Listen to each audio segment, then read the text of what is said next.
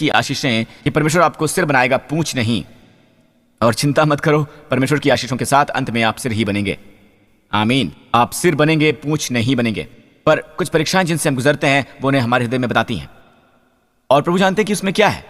वो हमें परीक्षाओं से गुजरने देते हैं ताकि हम ये देख सकें कि हमारे हृदयों में आखिर क्या है। हम नहीं समझते हैं कि हम कितने अभिमानी हैं जब तक कि कोई हमारे सामने से सड़क पर कट कर नहीं जाता। राइट, सड़क पर। और आप ये महसूस करते हैं कि जब कोई कुछ कहता है, आप जानते हैं कि आप सब कुछ ठीक कर रहे हैं वगैरह वगैरह। आप जानते हैं कि अभी भी आप में अभिमान का कुछ शेष भाग बचा है, या आप जानते हैं उस तरह की चीजें, और आपको जरूरत है स्वयं को आंकने की। तो इसहाक गरार को फिलिस्तियों के राजा अबीमेलेक के पास ले गया। वहां यहोवा ने उसे दर्शन दिया और कहा कि मिस्र में मत जा, मत जा वहां।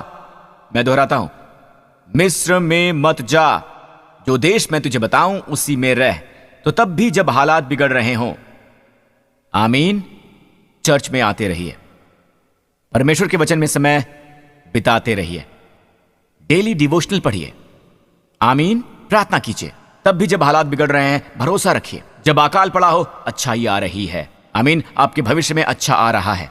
तो उसी देश में रह, मिस्र में मत जा। संसार के तरीके ऐसा नहीं कहते हैं। ऐसा मत कहे कि उदाहरण के लिए संडे को, ऑलराइट, संसार का एक तरीका क्या है, रिलैक्स करो, आराम करो, चर्च मत जाओ, मुझे वक्त की जरूरत है। पर क्या आप जानते हैं, लगता है जब आप चर्च नहीं जाते हैं और आप खुद के लिए वक्त निकालने की कोशिश करते हैं तो आपको कई बार सिर दर्द हो जाता है, अभावग्रस्त दिन रहता है, चीजें वैसी नहीं हो जैसी आप चाहते थे, और आने वाला सप्ताह आशीषित भी नहीं रहा है।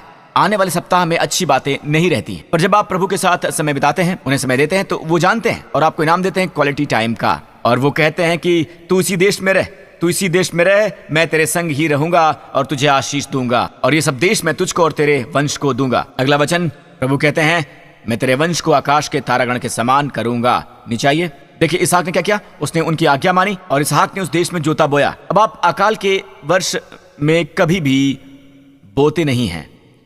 तो कुछ विश्वासी हैं जो कहते हैं कि जानते हैं मैं प्रभु को दशमांश देता हूं, उसके बावजूद लगता है जैसे इस अकाल में कुछ भी नहीं हो रहा है। अब बताइए मैं क्या करूं? हमेशा करते रहो।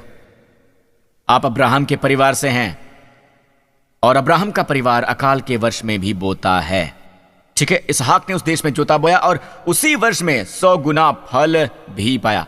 उसी साल में 100 गुना फल। जाहिर सी बात है ये परमेश्वर की आशीष है, आमीन। और यहोवा ने उसे आशीष दी, और बाइबल कहती है वो मनुष्य उन्नति करने लगा। मैं कहता हूं 30 गुना, 60 गुना और 100 गुना आशीष। पर ये देखिए, और वो बढ़ा और उसकी उन्नति होती चली गई। अगर आपने शुरुआत नहीं की है, ऑलराइट, तो ये मत भूलिए, शुरुआत करने से पहले बोना होता है। जी हाँ, फिर वो उन्नति करेगा और वो लगातार उन्नति ही करेगा।